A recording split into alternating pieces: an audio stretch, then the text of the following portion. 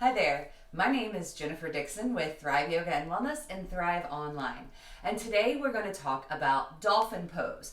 This pose is kind of like in between a downward facing dog and a puppy pose. It's really great to help open up and bring mobility across your upper body, specifically across your shoulders and your upper back.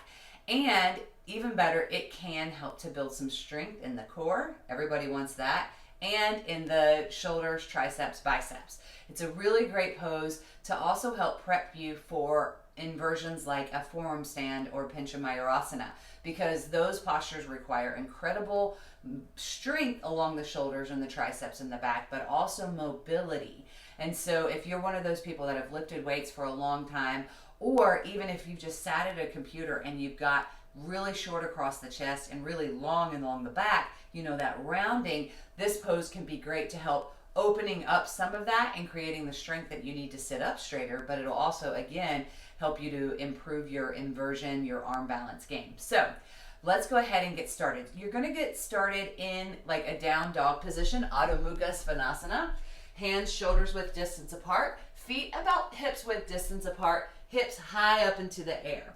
Now, to get into Dolphin Pose, you put your forearms down on the ground. Again, you want to keep them about shoulders width distance apart.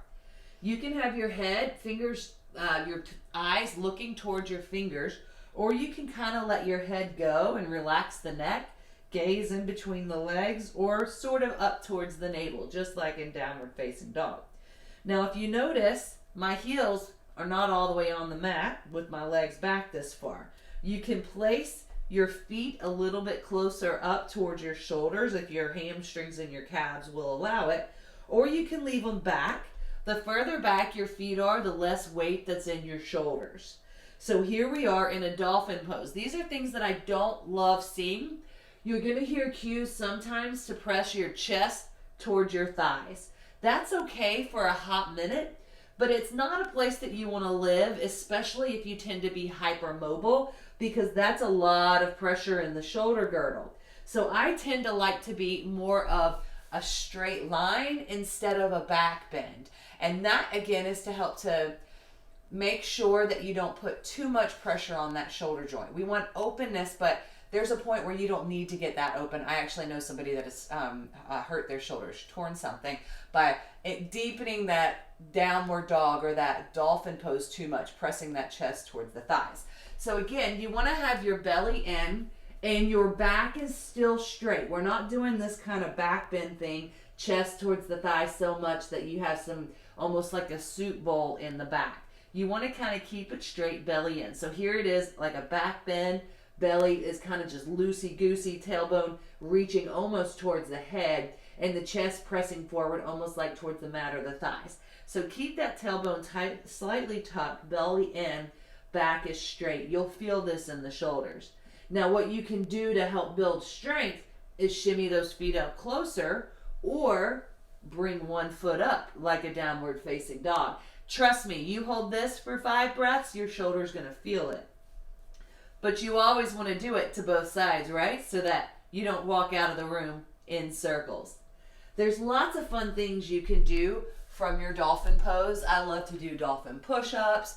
I love to hold that 3-legged dolphin.